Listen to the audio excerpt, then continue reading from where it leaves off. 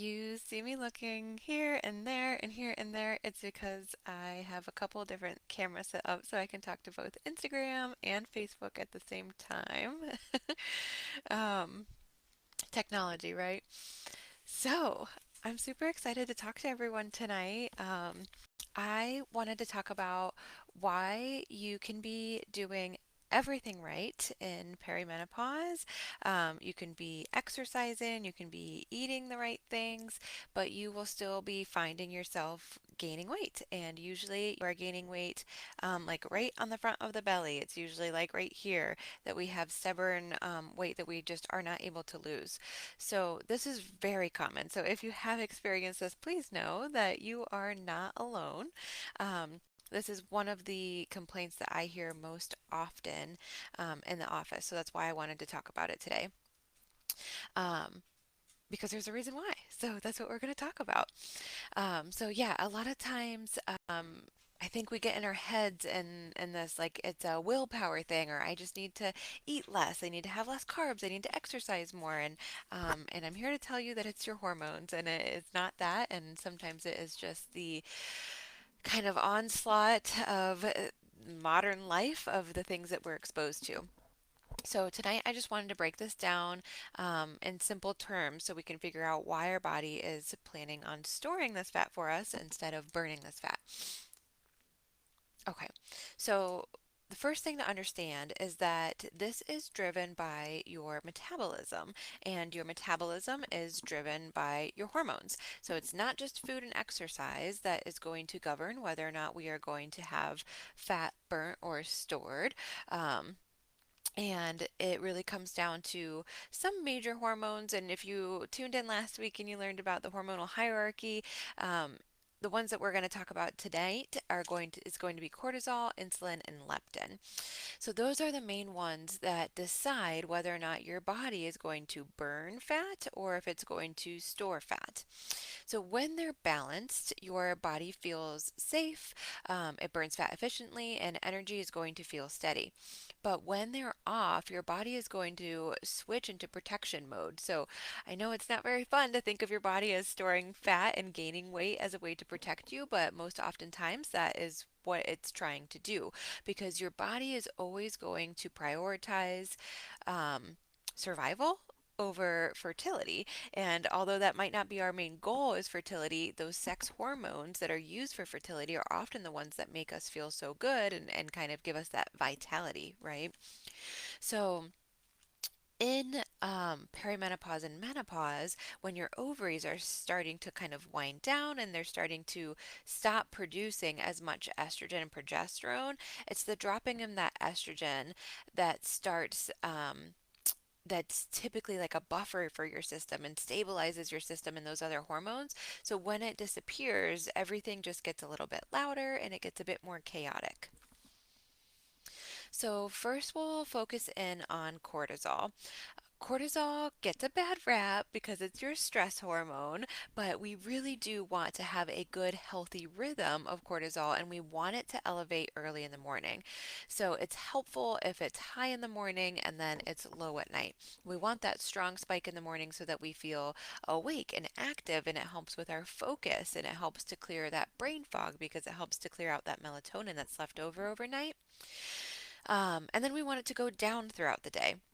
But oftentimes, when we're exposed to stress, like so many of us are throughout the day or throughout our days, if we have lack of sleep, if our sleep schedule is just off, or if we have a lot of light at nighttime, we're just not controlling our light environment quite the way that we should be, those are going to be reasons that your body's going to produce cortisol all day long and it's not going to go down at nighttime, and your body's going to start thinking that it's in danger, and again, it's going to prioritize survival over everything. So when it's in thinking that it's in danger, it's going to start storing fat for protection because it thinks that we might need this later on because we are in a stressed state right now. We are not in a protected and safe environment.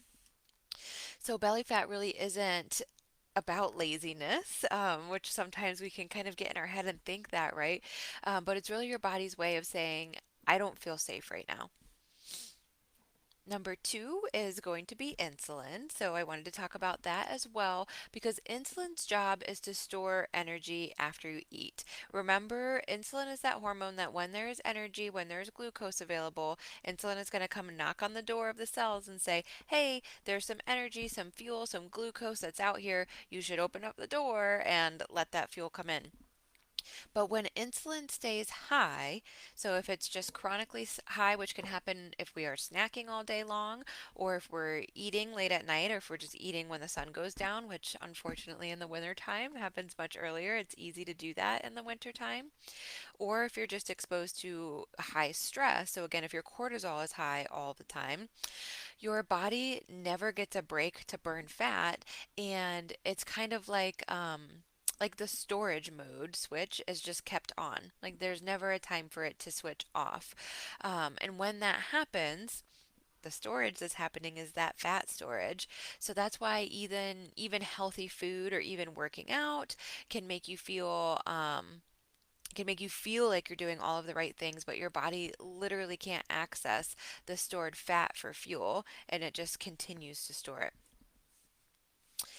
Number three is going to be leptin. So this is your hunger regulator. Leptin is kind of like your satiety hormone, but really what it's doing is it is measuring how much energy you have. It's made in your fat cells, and it gives a signal to your brain to say how much fat you have, how much energy you have, and whether or not you need to feel hungry or have those sugar cravings. So that's what that's responsible for. So if it tells your brain, I'm full and we have enough energy, but cortisol and insulin have been off for years, unfortunately, your brain is going to stop hearing that message. So your brain is now getting the signal that we are hungry and that we're not safe, and it's getting that signal so you start getting hunger cravings or just hunger signals and sugar cravings. So even though you're eating the right things, you're getting lots of protein and you're doing everything that you're supposed to, you're unfortunately getting more hunger, more sugar cravings, and it becomes this vicious cycle. And so even though you're eating plenty, you're getting those cues. And then the second thing that leptin is going to do is downregulate your thyroid hormones. And that's because that cortisol and the insulin are already elevated. If you remember our hormonal hierarchy that we talked about, the cortisol comes first, right? So it's cortisol, melatonin, our circadian hormones, and then our metabolic hormones, insulin and leptin. And then, and only then, is when we get to estrogen. And the thing about estrogen is that, like I said, it works as your buffer and your stabilizer. So when your insulin starts to go down, and unfortunately these higher upstream hormones have already been stressed from modern life, and that oftentimes is going on for years, and then estrogen goes down, it feels like the whole system just collapses. So a lot of times it can feel like, oh my goodness, I just went like from 40 from feeling great and now I turned 42 and it feels like everything is just falling apart. That's a really common thing to happen because these hormones were already stressed to begin with, and then estrogen starts to drop in perimenopause. And then the other thing that estrogen does is our body goes into this kind of state where it's like, okay, where else can I possibly get this estrogen from? And the second place that your body can make estrogen is from your fat cells. So again, right on the front of the belly, it's the most common place that we see it. Your body will try and start making some estrogen from those fat cells, but unfortunately, the fat that your body makes there is estrone, so it's more of an inflammatory type of estrogen, and it's not the type that's actually going to be protective for you. And again, it feeds this vicious cycle. So it's drop of estrogen goes to the fat cells, making inflammatory estrogen, storing more fat. So it just becomes, again, this vicious cycle. So it doesn't necessarily fix the problem, and it adds to it a little bit more. Um, so I would want you to think about this as estrogen is kind of like the conductor of the orchestra, and all of the other instruments are playing, like your cortisol and your insulin, your leptin, they're doing their thing, but they're all kind of going off the beat. So all of these instruments are playing because we've lost estrogen as the conductor for the orchestra. Okay, So I know that there's a lot to think about when it comes to hormones. So I want to talk about what can we do, just simple steps that you can start taking to build this rhythm back for you. Number one, and if you've been following along, you're probably not going to be surprised to hear me say that number one is going to be morning light before food. So when you wake up in the morning, I want you to really try to step outside for 5 to 10 minutes before you eat your breakfast. I talk about your light diet, and your light is truly so important to get your cortisol back online. And leptin is also a circadian hormone. So although it's secreted at midnight, well, because it's secreted at midnight, it's a circadian hormone. So, getting outside and getting that light in your eyes in the morning can be one of the most powerful ways to reset even your metabolism. Because remember our hormonal hierarchy, we're starting with light first and with your circadian hormones first. Number two, also ties back to light, is you want to make sure that you're eating in a daylight window. So, rule of thumb is if the sun is out, then that's when you can eat. So, eat when the sun is out, and that will help significantly with this cortisol rhythm, as well with getting your insulin more sensitive again, or getting your body more sensitive to your insulin again, and then getting your brain more sensitive to getting those leptin signals again, so that your brain can get the signal. We have enough stored energy. We can burn this fat, we can burn this stored energy instead of relying on the glucose that's in the system. So it all kind of ties together again with the insulin, letting your cells open up the door, taking that glucose in, and with the leptin. Number three would be to prioritize protein. So I would say if you're up for it after you go outside 5 to 10 minutes after waking, then you should have your breakfast right after that.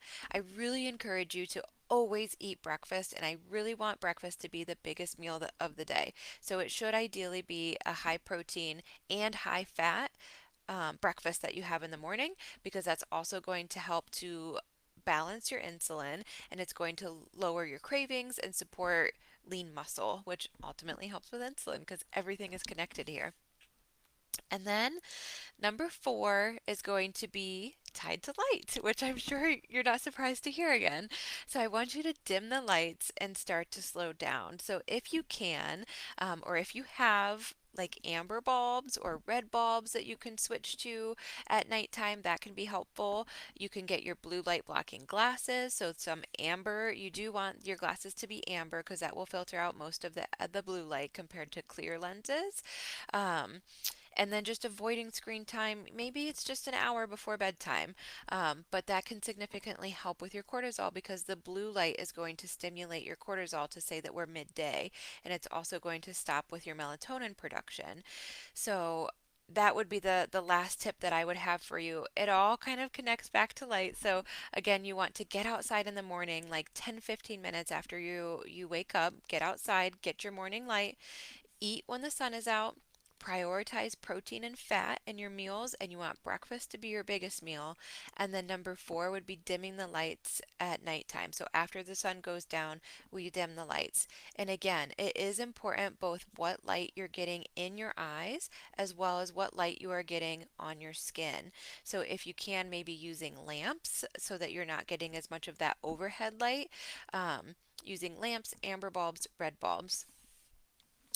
So, a lot of the times, these are the things that we aren't doing, right?